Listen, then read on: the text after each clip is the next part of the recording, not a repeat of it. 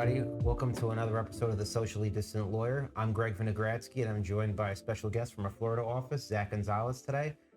He's going to be filling in for Mitch Hayes, and he's going to give us some insight into the Surfside tragedy, what's been going on down there, and what he's seen firsthand.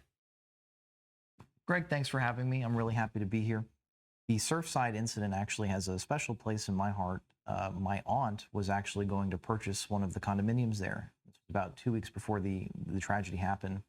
She thankfully did not, but the result of it in the local community has been pretty staggering. You're seeing a lot of people saying that they don't want to live in older condominium buildings, that they don't want to live in high rises.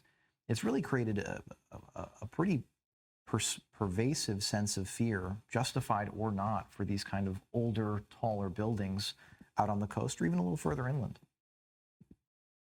So I think that's a great point about that hesitancy and that lack of confidence that people may be seeing in some of the older buildings. So it's important. Florida just passed the new law for ensuring that the condominiums are safe, right, and fully funded. And so I know we want to talk a little bit about it. And I know you've done some research and you've done some kind of looking into this new law. Why don't you tell everyone a little bit about what it contains? Sure. The House recently passed a bill they're calling the Condo Safety Legislative Act. And what it did was it put in place kind of 6 new requirements that condominium associations are going to have to pay attention to or abide by as they go on ahead and manage these buildings, both new and old. The first thing that they've put in place is that they're requiring mandatory inspections after 30 years from the date of construction of the building. And then they're requiring an additional inspection period every 10 years thereafter. So 30, 40, 50, 60. Ad infinitum, right? They're also requiring a mandatory reserve study and funding for structural integrity components, which is something that was kind of up in the air. It dovetails into the third thing that they've required. They've removed the ability for the condo associations to opt out of funding for structural integrity issues. And previously, they used to be able to opt out. Now, with the way the law is written, they can't do that. Beyond that, the new bill is also adding mandatory transparency for building safety information. So it's putting the safety information of the building kind of in the hands of each of the residents. They've also put into place clearer developer requirements for structural integrity reserve studies and funding requirements as part of transition. And then finally, they're going to track all of this by using state and local municipality resources. So there's some accountability. So that all of those laws and all of those sections of the law, I think are helpful.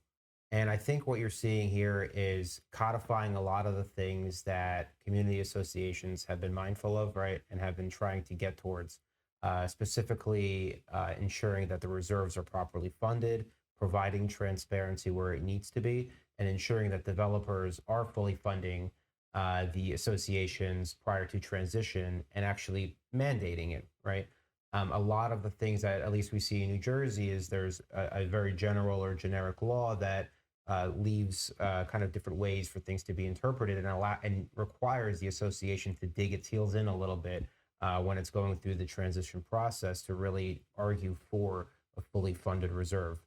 So all of these are great things that Florida has. We're going to keep monitoring exactly how they're being implemented, but hopefully this will increase the confidence that owners and potential residents have in these communities to make sure that they're safe. And hopefully the state and the local municipalities won't just, check the box when they're doing these inspections, but will actually help with guidance and actually help these associations along the way to make sure that they're complying. Greg, you make an excellent point. And one thing that's important to note is that in order to soften what could be the blow of requiring, large lump sum payments by the residents immediately, the Florida law specifically is having a delayed implementation period. My understanding is that right now the law is such that the implementation will be delayed over time to 2025. And so it allows both condo associations and their residents to sit down and really figure out the best way to put together enough money to protect the building and the residents for the future. That's a great point. And really, you have this 3-year period to figure out where the associations are, and a lot of them will need to get those reserve studies in place. And I think it might be a little eye-opening once they do to find out what they really need to get the reserves up to where they need to be and what actually needs to be done, whether it's special assessing, raising dues, taking out loans, those things that they'll have this, what feels like 3 years might be a long time. It's really going to go by quick.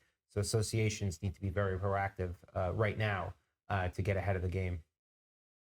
Thanks, Zach, for joining us for another episode of The Socially Distant Lawyer. Make sure you check out all of our social media platforms. We'll see you next time. Thanks for having me. Pleasure.